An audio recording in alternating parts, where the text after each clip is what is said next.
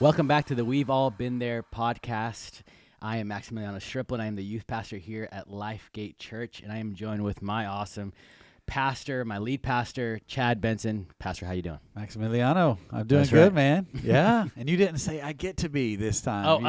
There you I go. get to be, guys. There you go. You get to be the youth get to be pastor. the youth pastor. I always like it when you say that. That's good. I'm good, man. Yeah, just got back a couple of weeks ago from a missions trip.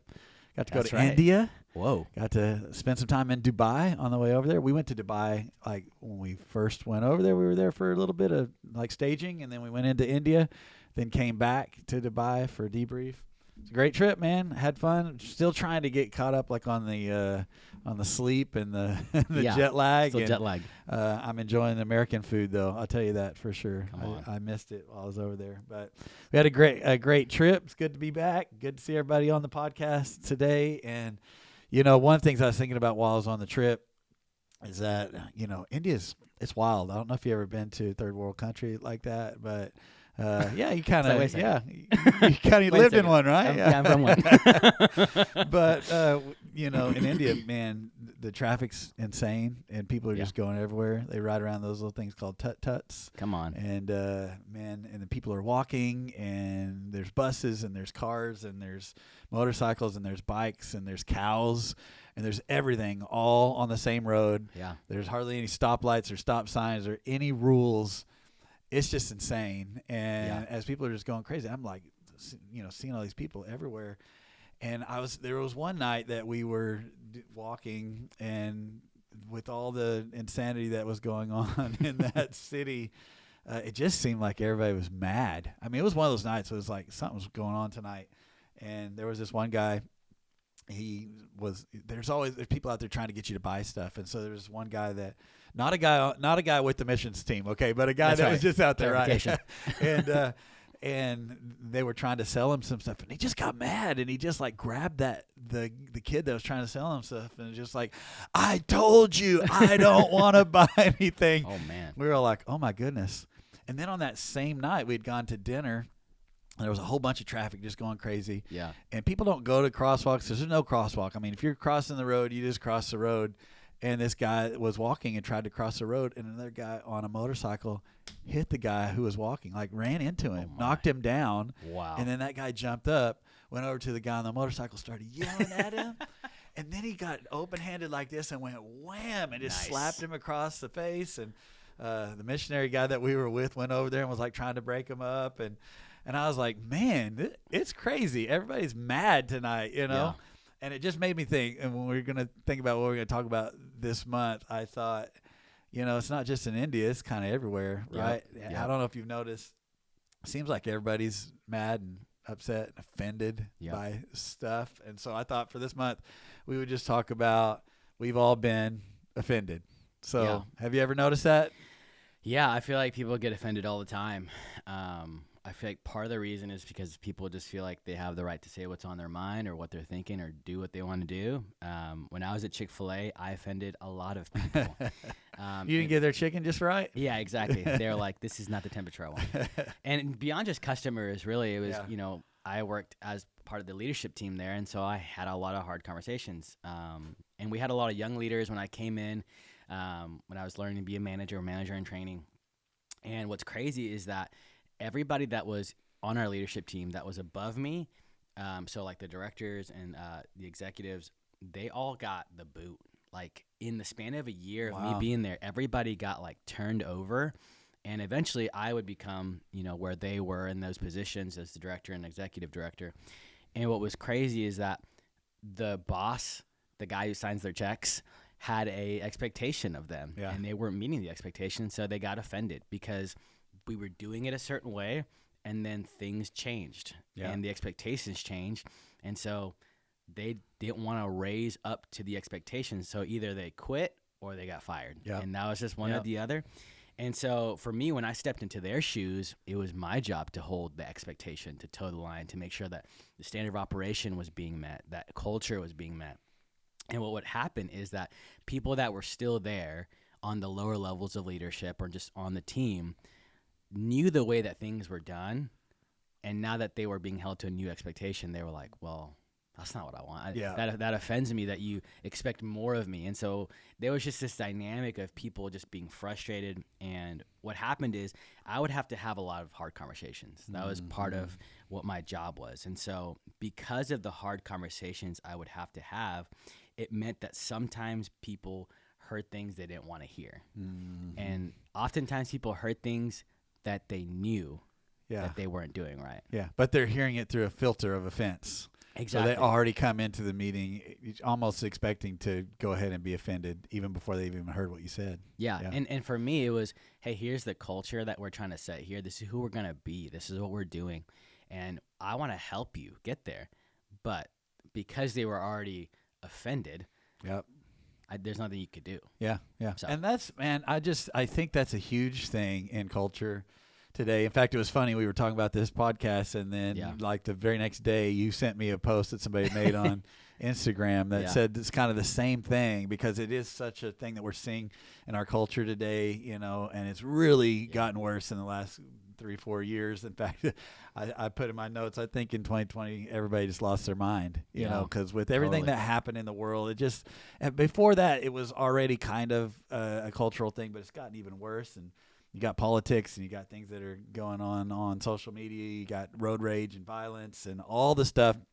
And I think it's interesting because the Bible actually predicted that this is the way that it would be. So we shouldn't be surprised by it. But Jesus said in Matthew 24, verse 10, he says, and then many will be offended and will betray one another and will hate one another.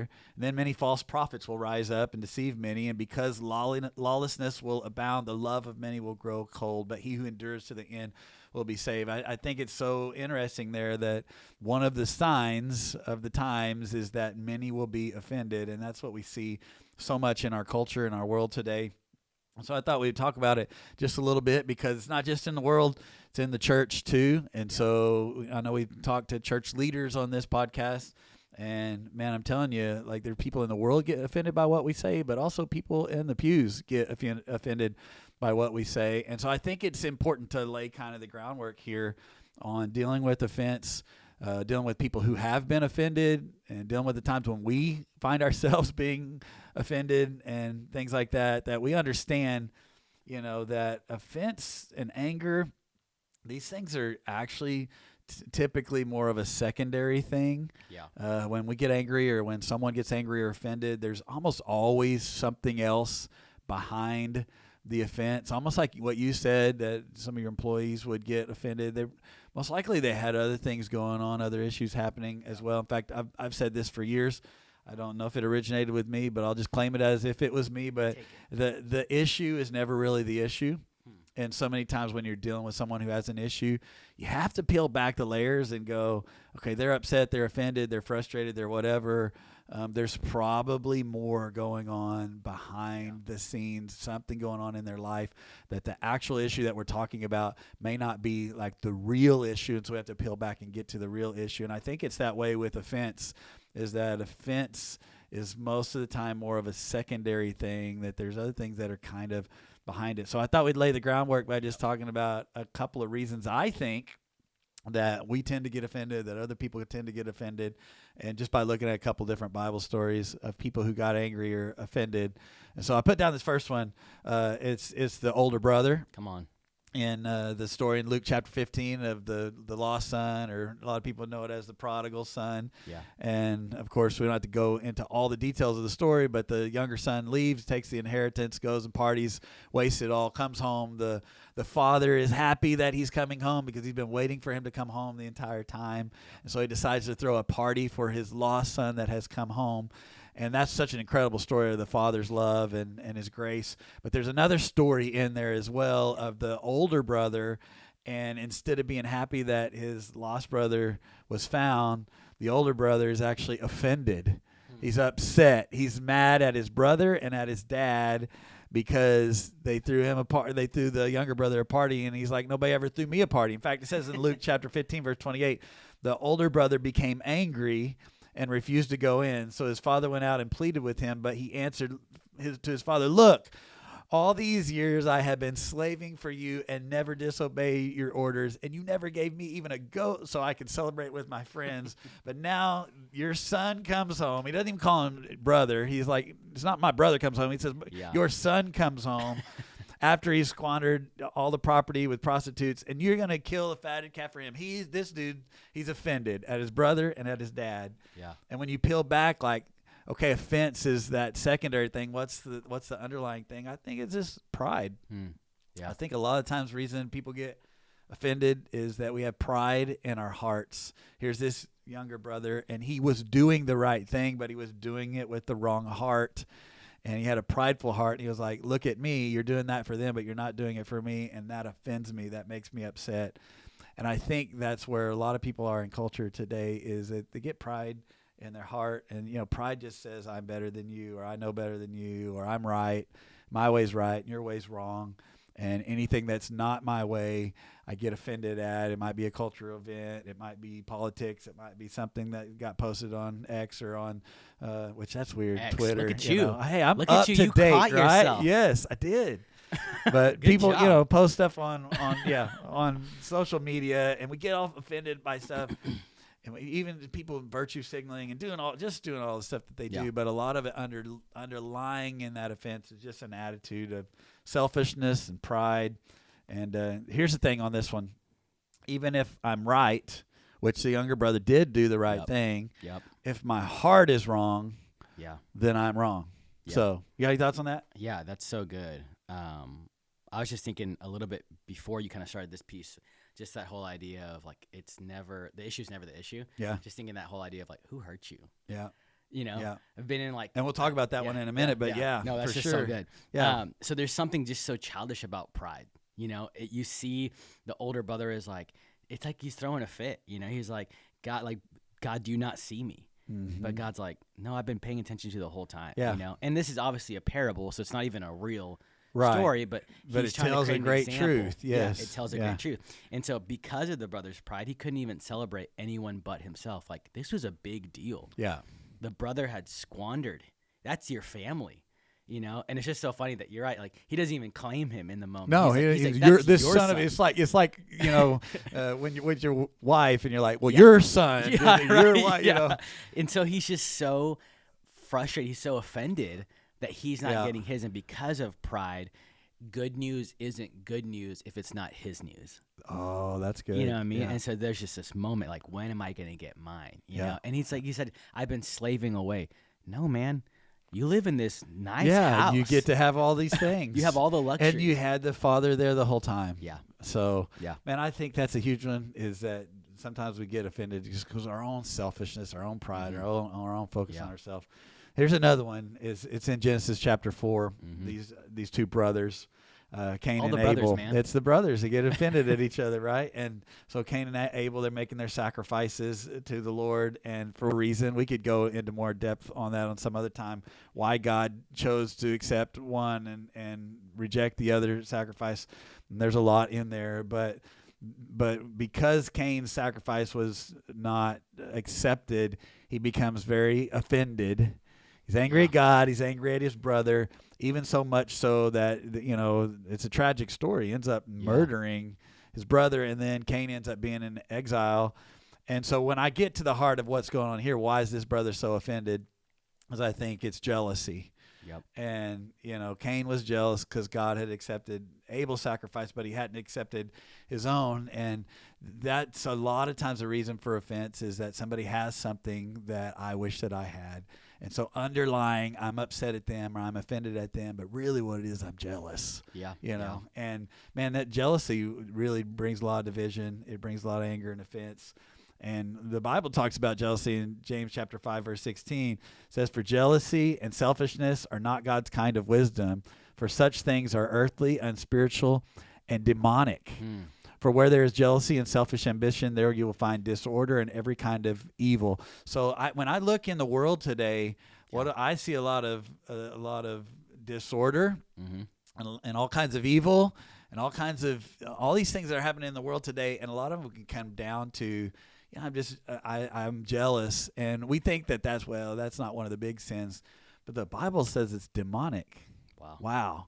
And so at the heart of a lot of offenses are jealousy. Like you said a minute ago, like someone has something else that I wanted, or like because God blessed somebody else, he doesn't have enough for me. And the thing is it's not a zero-sum game, you know. Just because God blessed somebody else doesn't mean that he lacks. He's doesn't have enough for me because he blessed somebody else. But sometimes when we can just get really offended, and underneath the heart of that is this attitude of jealousy. And I think maybe even social media really kind of plays into this, because we're able to see what someone else has. And we've talked about it before. It's usually just their highlight reel, but we're able to see those things when before we may not have seen them as much. And so maybe that's one reason that offense has risen so much in our world today, because it's so much easier to compare and to be jealous. Yeah. Amy and I, we're really funny sometimes, because we'll be on social media and we'll see like one of our friends is having a baby. And you're talking about the whole idea of like, just because someone else gets blessed doesn't mean God lacks, blessing for you.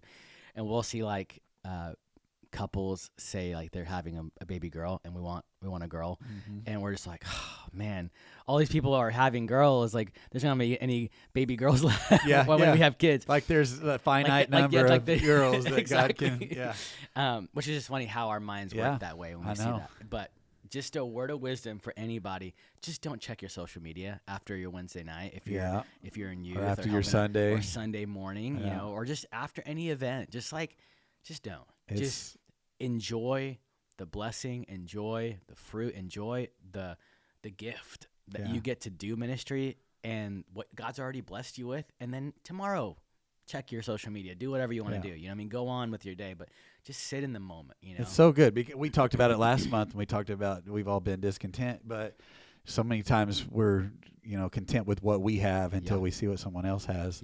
And then the tendency sometimes is to, we may not call it jealousy. Maybe we just get offended. I know pastors do this. Sometimes I've even been guilty of it.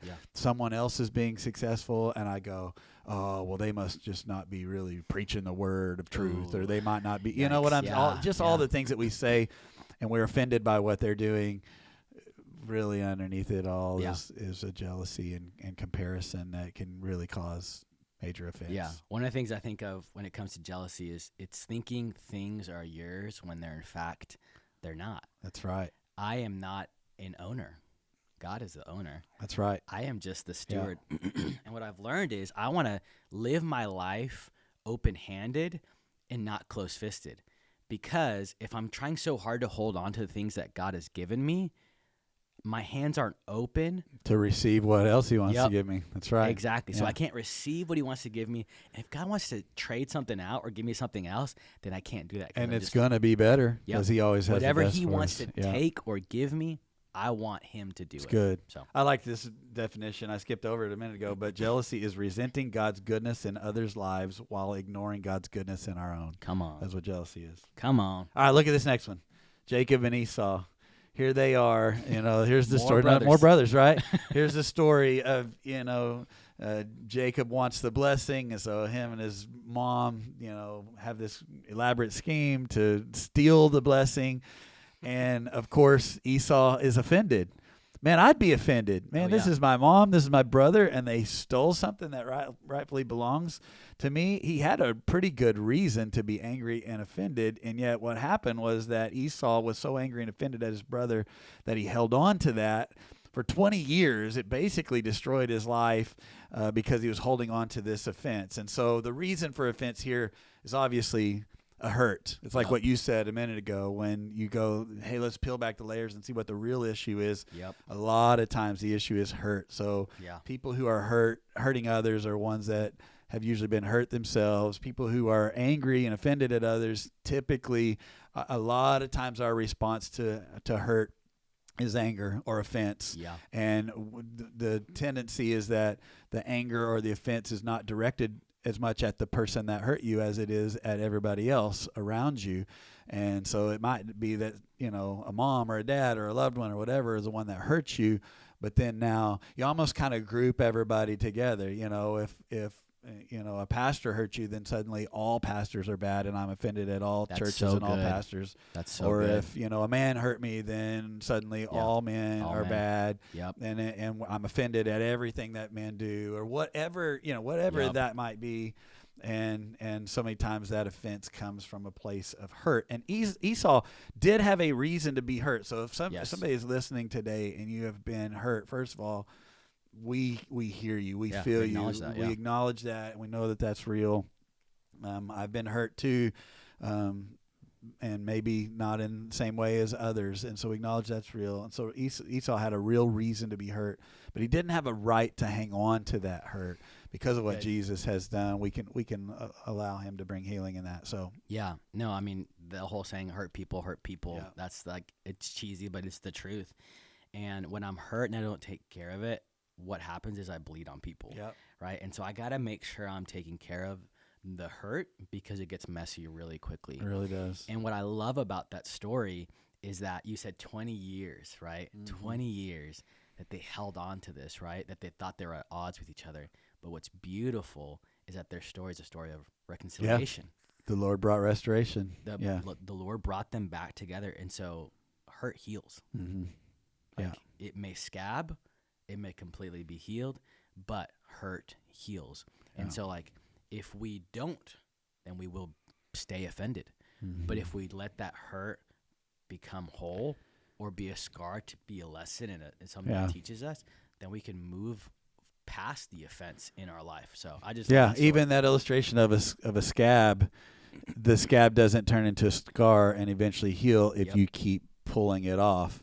And so that's what people do a lot of times. You keep picking at it, and you keep bringing it back up, and then it can't heal. And then you're just, like you said, you're bleeding on others. You're mad, you're offended, you're upset, you're hurting others, those type of things. You got to give it to God. You got to let him do the process of healing within you. So there's that one. Then the last one is Nathan and David, a story where David had the failure, he had the affair, Bathsheba and all those things. Most people probably know that story. But then he has a friend, Nathan, who comes to him and decides, and this is a pretty big risk because he's the king. He could have had him killed for this, but he actually confronts him and says, hey, there was this guy who took this lamb, this guy who loved the lamb, and all the whole story there. And then look what it says about David in 2 Samuel 12, verse 5. David burned with anger against the man. So Nathan is pointing out this thing in David's life, and then David gets offended by it. But what was really behind David's offense there was guilt. Like, he knew that. In fact, Nathan finally goes, David, you are that man. You're the one I'm talking about. And so I think sometimes our offenses with others and with things going on in the world can be actually a cover-up for our own guilt. And a lot of times the reason we get so angry at everybody else is really because we're more angry at ourselves. In fact, I was thinking of this one story. It's been several years ago when we first planted the church. But there was a guy who got really angry and offended at me. And he sent me this really ugly, hateful, mean email, said all these mean things about me, and it was really hurtful to me in a sad situation. Well, later on, I found out that the issue was not really the issue, and that underneath the reason this guy was so angry and so upset was he was struggling with some addiction, and so that anger that he had and that offense was coming out of a place of his own guilt over his own addiction and things that he was not able to control. And so I just try to remember when we're dealing with people who get offended, we just keep in mind that it's not usually about us. Like in this situation, the guy was saying mean things about me, but it really wasn't about me. He was actually saying those things about himself, really. And later it came out that he had that addiction. Actually, later on, God brought healing in that relationship. And he came and apologized for the things that he said. And he told me, I was lashing out at you because I was struggling with this addiction, and I was angry at myself, and he apologized for that. And he even came back to church, even got into a group and found some freedom, and even served, in our church for a while. And so God brought about a healing. But the lesson there is that, when he gave me that mean email, I didn't go back and go, well, let me tell you about this.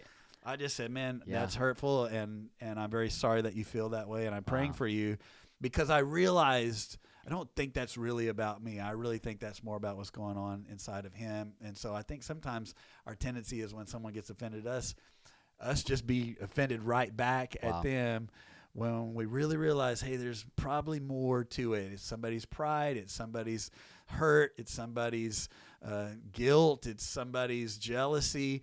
And that's where it's really stemming from, the offense that people are dealing with. It's good. Yeah. So I think we should move into, how do we deal with people who are angry or offended? Yeah, right? Let's talk about that. Yeah.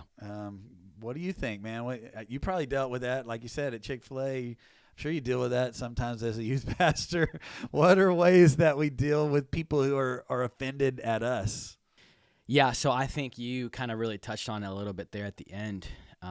You could have replied back and gone off, right? But instead, wouldn't have been very smart, though. Yeah, it wouldn't. Yeah, because I'm sure that would have gotten around. Too. Yeah, I'm sure. Yeah, it'd be easy to screenshot that. Yeah, and, absolutely, and whatever. Absolutely. But just this idea of just choose love every time. Mm-hmm. I think that's just step one. Just choose love every time. I love what Proverbs 25:21-22 says, and this is more in regards to your enemies, so people that are your haters, right? That are offended at you, and you haven't even either had any interaction with them, or maybe they have had a few interactions, or they just like follow you and they just want to tear you down. But it says, if your enemy is hungry, give him food to eat. Yep. If he is thirsty, give him water to drink. In doing this, you will heap burning coals on his head, and the Lord will reward you.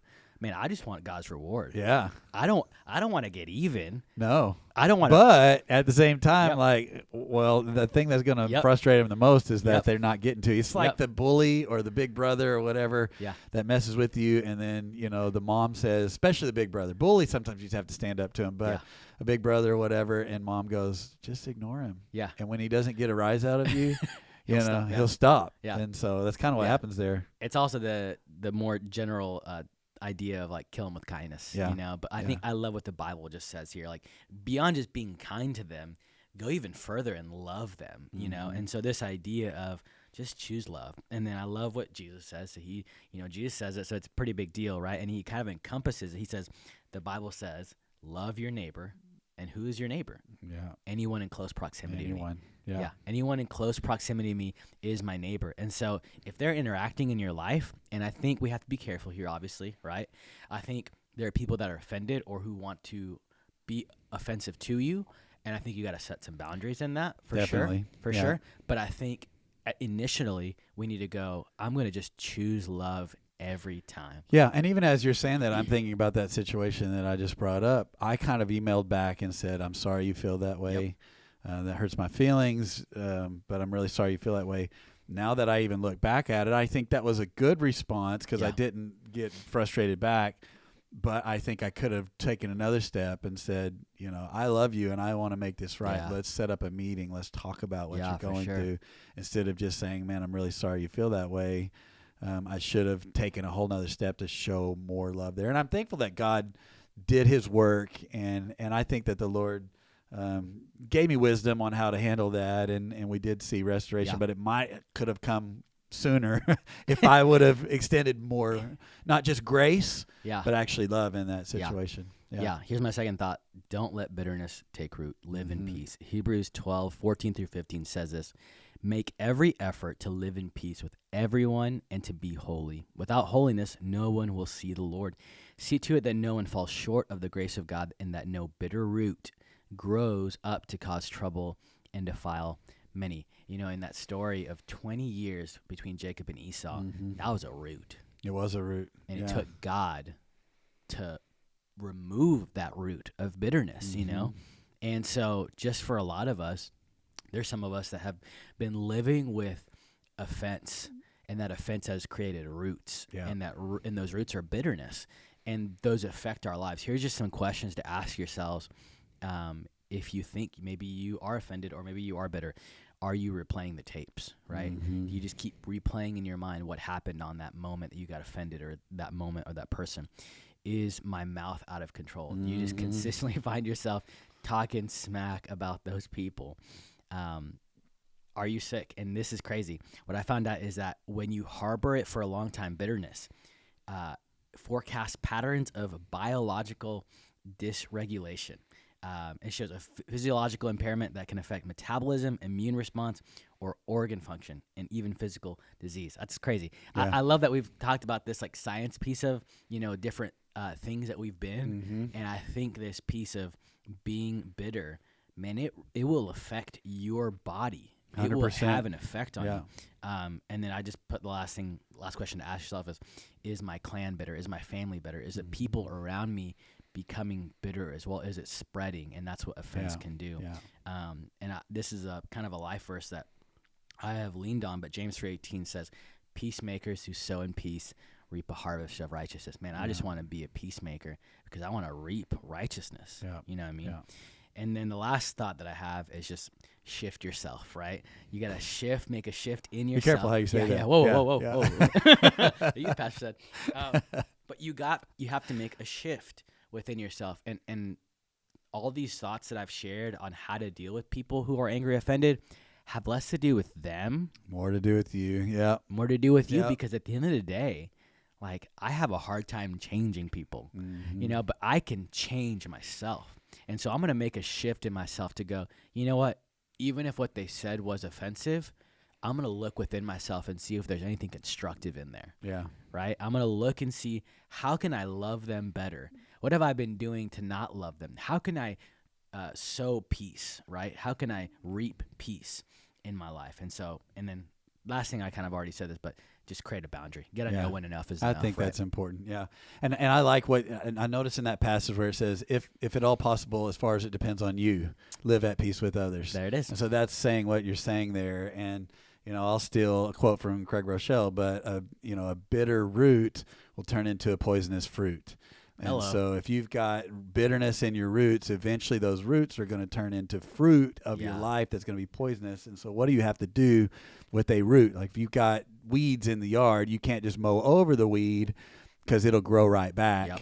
And eventually there will be, more weeds that come from that because they spawn. And so you got to go in there and you got to get it by the root. You got to pull it up from the root. You got to root it up. And so sometimes you got to get down to the depths of what's really going on. And how can I find healing from that, or how can I, bring change from that? And I'm not depending on the other person to change. It's as far as it depends on me.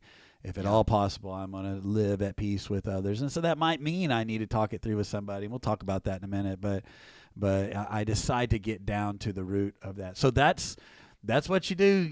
If you're dealing with people who are bitter and angry and offended, you got to make sure that offense doesn't get in you. You got to keep your heart soft and don't allow somebody else who's offended to get you offended as well. I like what one of my friends and mentors says, Pastor Darius. He says, the real test of ministry is how much pain can you endure and still love people. Yep. And that's the test of ministry. There's going to be people that hurt you, that get offended with you. Can you still love people even in the middle of that? So let's switch gears. Let's talk about what if you are the one who is offended. Not if you're dealing with someone who's offended, but you're the one who's found yourself being offended. I just wrote down 3 things. Number 1, just search it inwardly.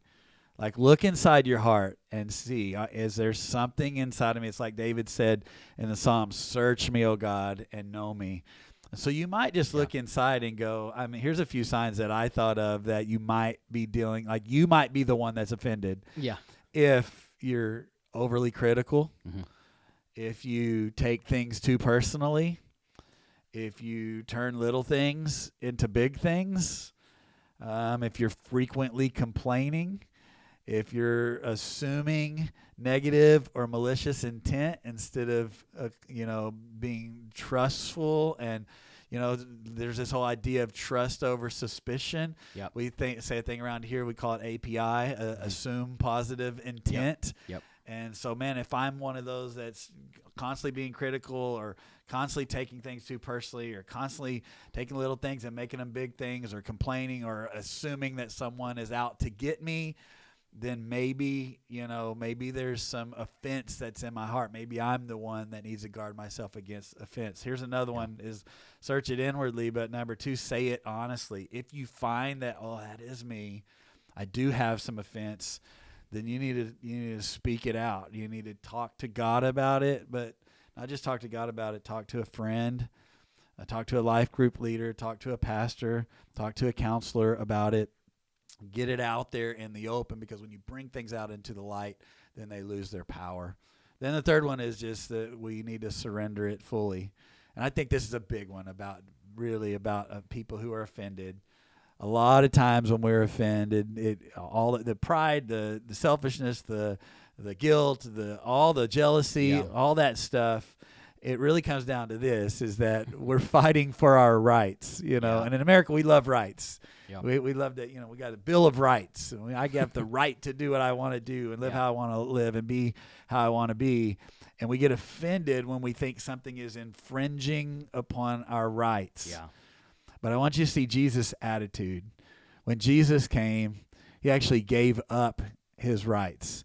The Bible talks about it in Philippians 2 and verse 6. It says that Jesus Christ, who being in very nature God, did not consider equality with God something to be used to his own advantage, but rather he made himself nothing by taking the very nature of a servant and being made in human likeness. So I think about this. Here's Jesus. He's the Son of God. He had the right. I mean, he is the ruler of the universe. Angel armies. He could do whatever he wanted, but he gave up that privilege and he gave up that right and laid it down for others. And the Bible says right before that verse in Philippians 2 and verse 6 that your attitude should be the same as that of Christ Jesus, who made himself nothing and took on the nature of a servant. Yeah. And so I think sometimes, the defense against offense is to realize, man, I don't need to fight for my rights. When I became a Christian, I gave up my rights. I laid down my life, just like Jesus laid down his life for me. So I became his servant, and I died to myself. And if you're in Christ, you're dead. Surprise. And dead people don't have rights, And so many times we're fighting for my rights, and that's why we get so offended.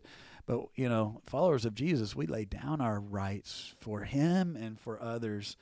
And when we do that, what happens is when we surrender ourselves, we surrender our right to be angry or our right to be hurt or our right to be resentful or offended or to have some, when something happens to us, instead of being mad when we surrender our lives, instead we start to love. Yeah. And there's like the fruit of the Spirit starts to be alive in our life because we're not living in our own flesh, but we're living by the Spirit, because that's the only way you can surrender your rights is living by the Spirit. And then what happens, instead of being angry and hurt and all this stuff, instead we start having love and joy and peace and patience and kindness. And so that's my challenge as we wrap it up. And I know you had a couple more thoughts, but my challenge for the end of this podcast today and for the rest of this month is just whatever area that you find yourself consistently being offended, die to it. Yeah.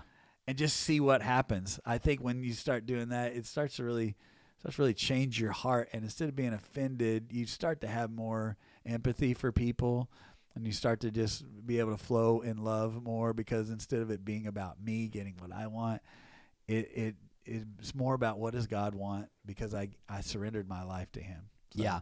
We were just talking about, when we were kind of reviewing the notes for today, we were just talking about this idea of, even as we're talking about being offended, right? We've all been offended. I'm sure this podcast will offend somebody. Yeah, probably so. Just this whole idea. And I just started kind of thinking of this idea that as pastors, we're held to a higher standard. I believe that. I know I'm called to holiness, right? I'm kind of this idea of unclean, clean, and holiness, that we are on this side, right? Yeah. That we are called to be holy, to be like God. But we're not perfect. No. And so I have grace on myself and have grace on yourself in that piece of there are going to be people that are going to be offended. We hold ourselves to a higher standard, but we're not perfect. Yeah. So. Yeah. And just for those that maybe have been offended by a pastor. Yeah. We're not perfect. Yeah. We're people too. And we do blow it sometimes. We're trying to do our best, but sometimes we do hurt people and we didn't even mean to. Yep. Sometimes decisions that we have to make, we see them from a different perspective than everybody else. Yep. And so sometimes we're making lose-lose decisions, and sometimes that hurts people's feelings. Sometimes people's feelings get hurt because they just decided they want to be offended and have their feelings hurt, or because they got other things that are going on. And so just know that, hey, we're not perfect.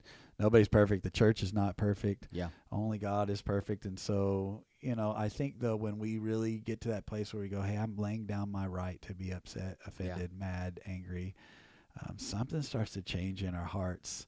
And instead you start to have joy. It's almost like what it said about Jesus. He laid down his life. He gave up his rights, came down from heaven to be with us. And then in Hebrews it talks about for the joy that was set before him, that laying down his rights, giving himself up instead of leading to, we're offended because we're fighting for our rights. Laying down my rights actually leads to a life that's filled with a whole lot more joy, because I just don't get upset about stuff nearly as much. Yeah, for sure. Got anything else? No, man, I think this was good. Yeah. This is episode 11. Yeah. So we've almost made it a whole year. We got one more coming up next month, and we're going to kind of celebrate a year at the end of this, next month as we do the podcast together. So hope everybody will join us for that. Don't forget to like us and subscribe and share this stuff with your friends on Facebook and Insta and X and all the stuff, so that I don't even think we're on X actually, but we're on YouTube. So you can watch it on there, share it with your friends so that other people can hear more about the We've All Been There podcast. Leave us a review, do all those things, and we will see you next month.